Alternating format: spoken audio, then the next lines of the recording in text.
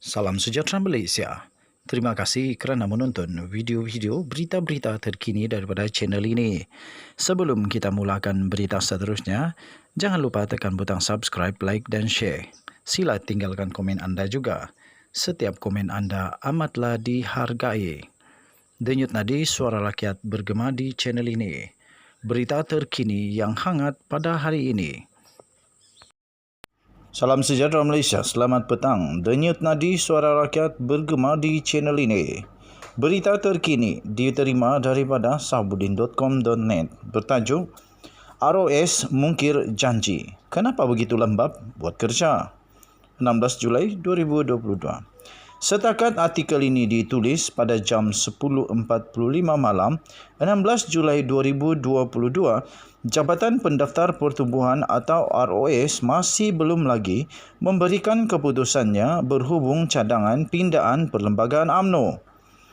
Ini bertentangan dengan janji daripada ROS sebelum ini bahawa mereka akan memaklumkan keputusan sama ada cadangan pindaan Perlembagaan UMNO itu diluluskan atau ditolak selewat-lewatnya pada 16 Julai 2022 ini. Tak tahulah jika selepas ini sebelum pukul 12 tengah malam nanti ROS tiba-tiba memaklumkan keputusannya itu. Jika demikian, memang kira hebatlah ROS ini. Siang malam berkhidmat untuk negara. Tapi hari ini adalah hari Sabtu dan esok 17 Julai pula ialah hari Ahad.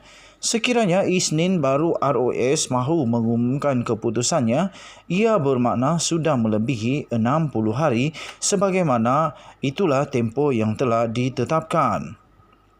PAU khas UMNO untuk meminda perlembagaan dulu diadakan pada 15 Mei dan surat kepada ROS oleh Setiausaha Agung UMNO dikatakan telah dihantar pada 17 Mei.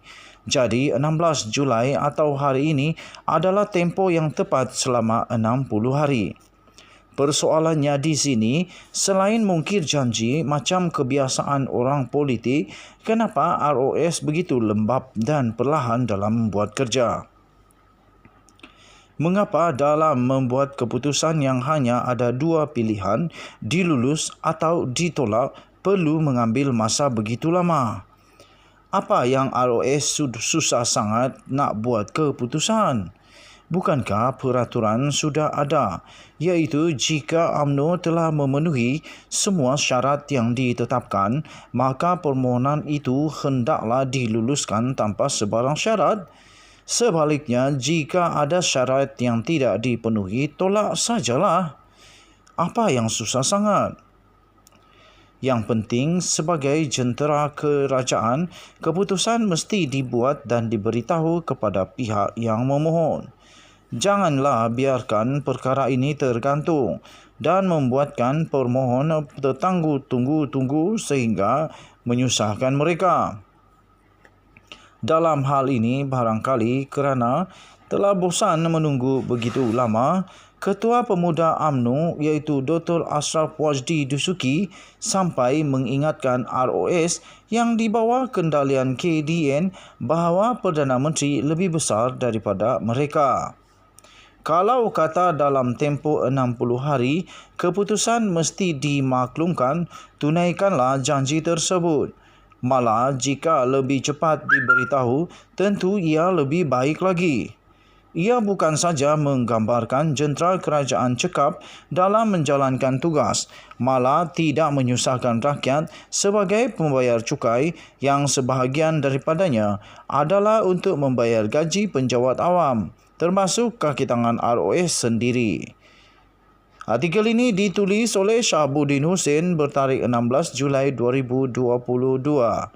Diterbitkan di syahabuddin.com.net dengan tajuk ROS mungkir janji. Kenapa begitu lembab buat kerja? Artikel ini adalah pendapat sendiri daripada penulis Syahabuddin Hussein dan tidak semestinya menggambarkan pendapat daripada channel ini, The Twin TV. Kita jumpa lagi. Selamat petang Malaysia. Bye-bye. Salam sejahtera Malaysia, selamat pagi tuan-tuan dan puan-puan yang dihormati sekalian. Denyut nadi suara rakyat bergema di channel ini. Tuan-tuan dan puan-puan yang dihormati sekalian, belum pun habis kes SRC International 1MDB, banyak lagi kes-kes yang lain, Yayasan Akal Budi.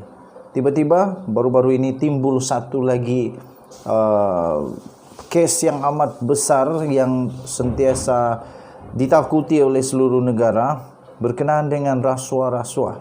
Tetapi kali ini tuan-tuan dan puan-puan, SPRM akhirnya membuat pengumuman yang mengejutkan. Apabila SPRM menyiasat jika projek ladang durian Gunung Inas ada unsur rasuah. Suruhanjaya Pencegahan Rasuah Malaysia SPRM sedang mengumpul maklumat dan membuat tinjauan bagi menentukan sekiranya wujud unsur-unsur rasuah atau salah laku yang berkaitan dengan pembangunan projek ladang hutan durian Musangking. Musangking lagi. Musangking di Gunung Inas di Kupang, Baling, Negeri Kedah. Pengarah SPRM Kedah, Datuk Syarul Nizam Abdul Manap berkata, ia adalah langkah awal Suruhanjaya itu untuk mengenal pasti sekiranya wujud sebarang kesalahan di bawah bidang kuasanya yang dilakukan oleh mana-mana pihak yang berkaitan. Katanya dalam kenyataan itu, buat masa ini pihak kami akan menemui dan juga pegawai-pegawai agensi yang terlibat dan mereka yang boleh membantu kami dalam tujuan untuk pengumpulan maklumat yang relevan, katanya. Tambahnya lagi, jika ada asas berlaku kesalahan rasuah, maka pihak kami akan ambil tindakan sewajarnya. Tambahnya lagi, jika berlaku sebarang pelanggaran prosedur, maka perkara ini akan dirujuk kepada pihak yang terlibat untuk tindakan penambahbaikan, katanya ketika dihubungi oleh bernama pada hari ini. Beliau berkata SPRM akan mendapatkan dokumen dan kenyataan saksi yang terlibat dalam membuat keputusan pada peringkat awal projek itu diluluskan atau lebih awal daripada itu. Syarul Nizam berkata sekiranya SPRM tidak menemukan sebarang kesalahan di bawah bidang kuasanya, Suruhanjaya itu akan menyerahkan kepada agensi lain untuk tindakan yang lanjut. Pada 4 Julai yang lepas, beberapa kawasan di Baling dilanda banjir selepas hujan lebat berterusan selama 3 jam menyebabkan 1,490 penduduk terjejas selain meragut 3 nyawa. Pembangunan ladang durian Musangking di Gunung Inas berhampiran kawasan tragedi didakwa menyumbang kepada kejadian itu yang mendorong desakan pelbagai pihak agar siasatan dilakukan ke atas projek itu. Tuan-tuan dan puan yang dihormati sekalian, memang bikin panas betul-betul kalau ini sebab hujan banjir, banjir kilat tersebut yang telah menyebabkan ramai orang dilanda musibah dan ada 3 nyawa yang melayang kerana perkara ini. Memang bikin panas. Dan memang saya setuju supaya SPRM buat siasatan betul-betul kalau memang ada unsur rasuah, kalau memang patut dihadapkan ke mahkamah, diambil tindakan. Jangan main-main. Ini boleh melibatkan keselamatan orang. Ini boleh melibatkan nyawa orang. Sekarang didakwa pula ladang ataupun pegunungan ladang di durian Musangking di Gunung Inas berhampiran kawasan tragedi itu didakwa menyumbang kepada kejadian itu yang telah mendorong desakan pelbagai pihak agar siasatan dilakukan ke atas projek terbabit. Siasat betul-betul, betulkah itu puncanya? Kalau betul itu puncanya, pastikan orang yang berkenaan dihadapkan ke mahkamah. Kesian orang yang dilanda musibah. Kalau tidak ada keadilan, kalau tidak ada kebenaran disingkapkan, itu memang menyebabkan keluarga pasti sakit hati yang berpanjangan. Okey, tuan-tuan dan puan-puan yang dihormati sekalian, denyut nadi suara rakyat bergema di channel ini. Kita jumpa lagi. Jangan lupa tekan butang subscribe, like dan share. Bye.